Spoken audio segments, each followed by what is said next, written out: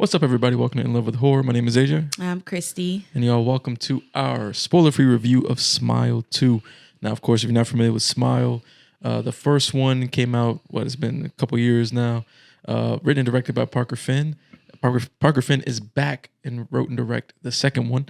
And it stars Naomi Scott. She is playing a pop star named Sky Riley.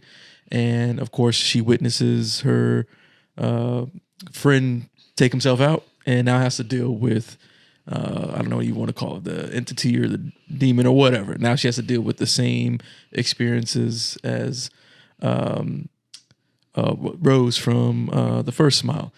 And that's pretty much the premise here. Right off the top, I could tell you as a big fan of the first Smile, I was really disappointed by this. This movie didn't really do it for me. How were you feeling about it? No, it didn't do it for me either. I think I was checked out about halfway through. Yeah, I could tell. As we were watching, I could tell you were really checked out because you were just kind of like I was talking. I was was talking to me. Yeah, and and I could tell. I was like, oh yeah, she's definitely not feeling this. And I think that's the big thing with this. For whatever reason, something about this I just couldn't get invested in, and I don't know if it's just like the way that the story is told, There's like this almost like intimate piece I feel like that we're missing in terms of like watching the character, like seeing that first one.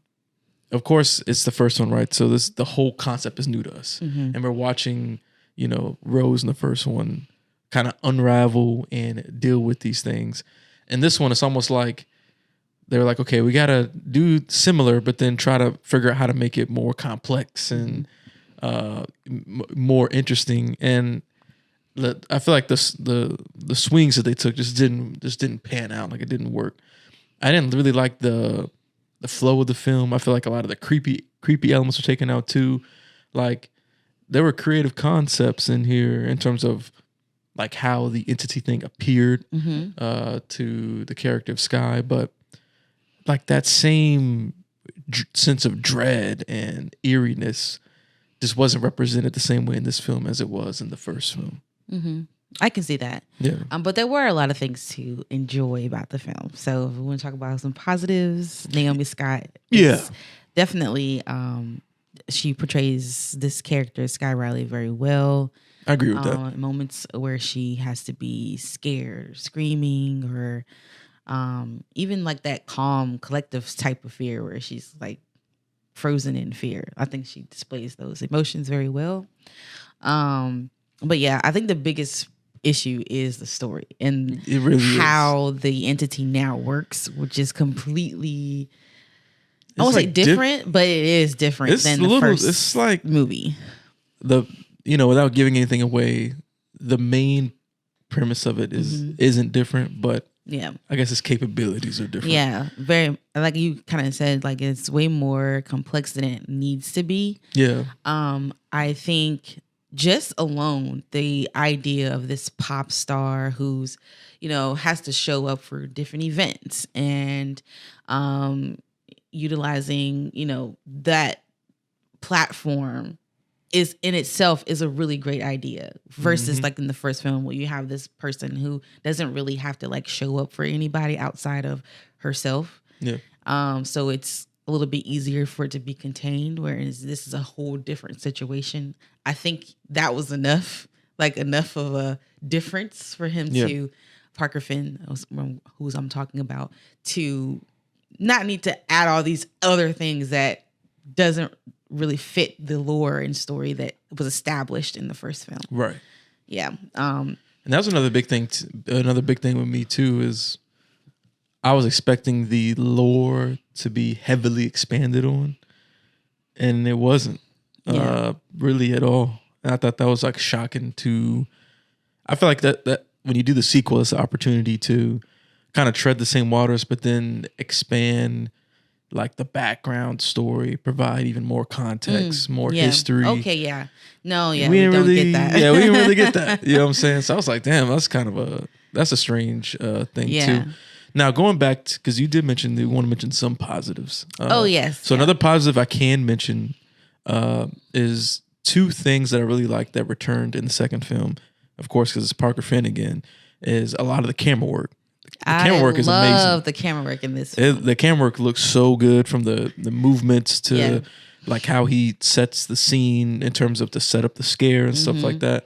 And also another big thing that's returned is the audio. Like the audio in Smile was very like weird and had this weird like analog like vibe to it, and just these like strange sounds that just make you feel uneasy. A lot of that is back in Smile 2. I honestly think that even sounds even better in this film.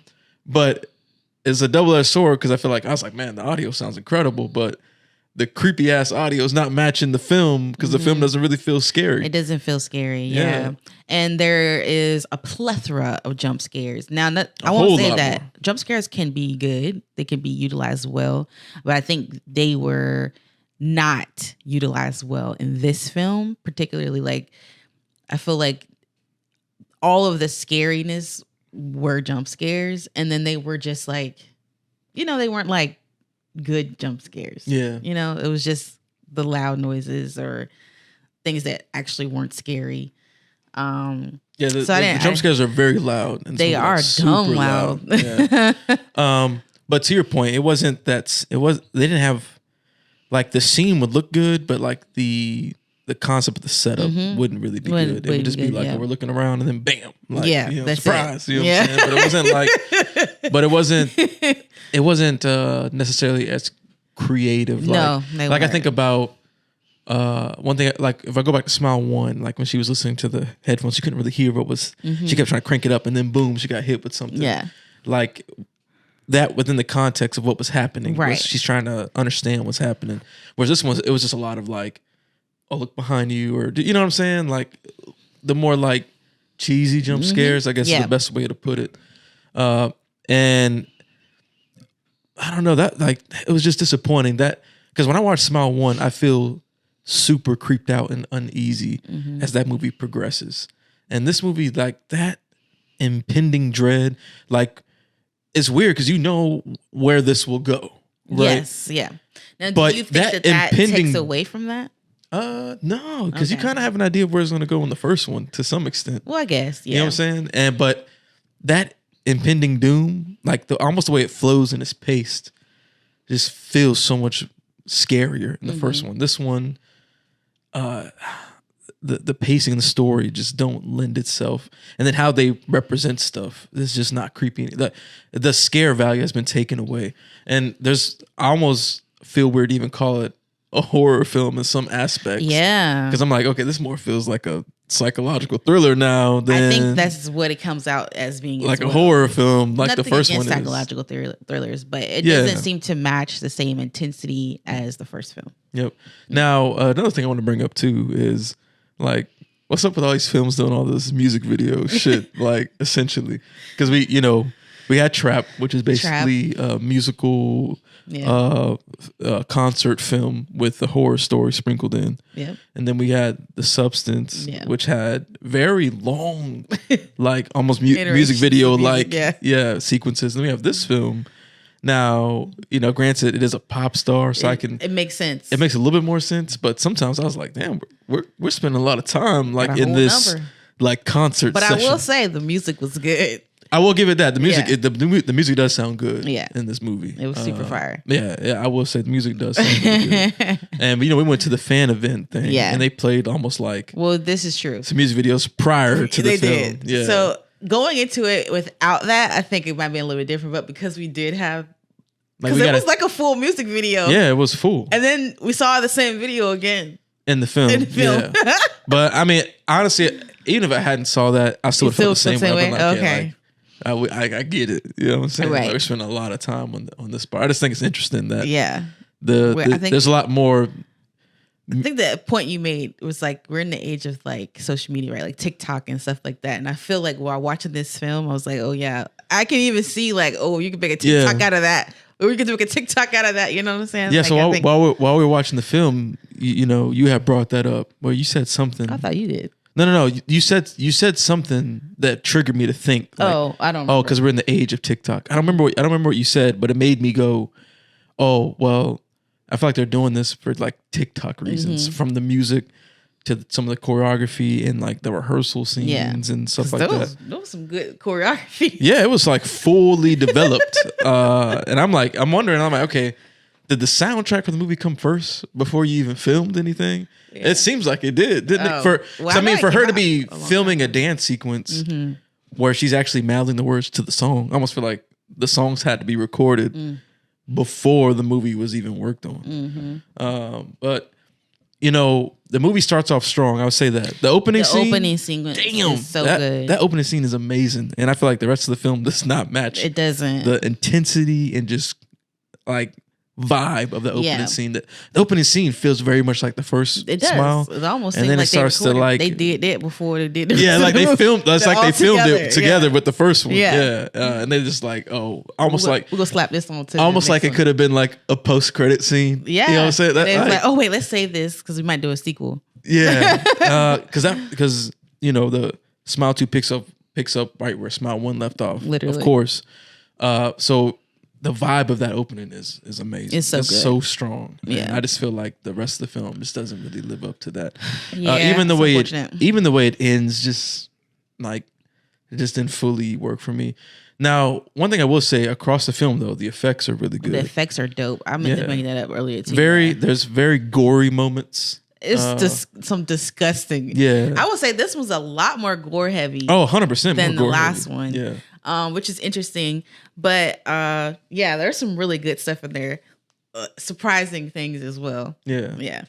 But I mean, overall though, it's really the story and the execution that has really held this film back from being as great as the first one. This is definitely one of the situations where I feel like the sequel does not live up to the first one at all. Sequelitis. It's the sequelitis. Sometimes you have your fingers crossed. Yeah. You know what I'm saying? That the second one can be better, but this is one of those situations where it does not even hold in my opinion, it does not even hold a candle especially for to the first one. Because I personally did not like Smile that much, but you liked it a lot. I love Smile 1. Yeah. It's so good. But this one just...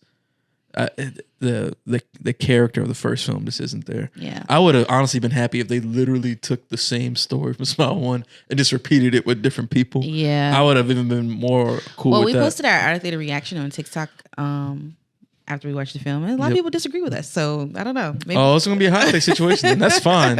But that's the beauty of this channel, y'all. You know, we give you our raw opinions. We don't ever bandwagon stuff. Yeah. We keep it real. And I gotta be honest, even while I was watching this film, obviously I know you weren't feeling it, but I think I got about halfway and I was like, yeah, this ain't it. Like this ain't it. Like, and I'm just not invested. And, and it's like every time the story would go a certain direction, I would dislike it more. And I'm like, oh, why y'all make these decisions? Like, and even the way you try to wrap it up at the end, it makes it even worse. You know what I'm saying? But you know, ultimately, that's how we feel about this film. Yep. For me, super disappointment. As a fan of Smile, I was really hopeful this film was going to be super dope. No. And it just didn't work for me. You want to go on the ratings? Of course, how we do our ratings out of 5. What would you give it? I would say 2.5 stars out of 5. Yep, that's about where I was going to go because I don't like. I said a lot of negative things, but I don't think it's a terrible film. It's not terrible. Like, don't get me wrong. Good. I just really like the way Parker Finn films. Like the filming is dope. Yeah. Like that's where the heaviness of my rating probably comes from is how he films. Like there's this one scene, I was to say the car scene. That shit's fire. Like I love that. Oh yeah, that okay, yeah. That was handled really well. It's executed so well, and I'm just like, oh, this is a good ass scene. Yeah, but like and he's a really good filmmaker. That's the thing. It sucks too because along with that, the performances were so good. I'm like, damn, like these performances are amazing, but it's like wasted in this just ridiculous story. It is like ridiculous. It sucks. I was like, man, like it's like you want to root for it. It's like. Why did y'all write this story like this? You know what I'm saying? But it's surrounded by all these dope elements, but the core is the story. And if that's not good, then the movie falls apart. Right. But I agree with 2.5. That's about where I was going to go to for similar reasons. And also the audio. Like, I just love the way this film sounds. And honestly, I'd love to see Parker Finn tackle something else outside of Smile now. Because let's let this go. He's got the the technical ability. Now I want to see what he could do with like. Maybe he should direct a film that he did not write. Yes, I was really about to say that. Like let somebody else like pin that script and then he put like the vision behind it. Yeah. Oh man, we might be on to something. Yeah. But I mean, hey, look, y'all, that's what we think about Smile too. I think we kind of laid it all out without going into spoilers. I feel like any further, it would require a spoiler discussion to really get into the nitty gritty of why we're not really feeling this film like that. Correct. But let us know down in the comments, how are you feeling about Smile 2? It sounds like some people, or maybe even a lot, are gonna feel way different than us. But hey, look, I mean, we can't like all films, like, you know what I'm saying? We can still support them. We want to see films do good, but we got to give you our honest opinion. I feel like that's what people come here for, is like truthful, honest opinions. Yes. Not people who are just like, gonna jump on the bandwagon and say everything's great without really, giving it like honest, good feedback and criticism. You know what I'm saying? So all in all, let us know down in the comments, y'all. How are y'all feeling about Smile 2? Did it work for you? Did it not? Let us know if you want to see a spoiler discussion, because I feel like this is a good film to have that spoiler talk about, just because a lot of the things that are happening across this film. So let us know that down in the comments as well. Hey, look, y'all, if you like this video and you want to see more of our content, hit that subscribe button, because we got a lot of content already out on the channel and more to come as Spooky Month continues.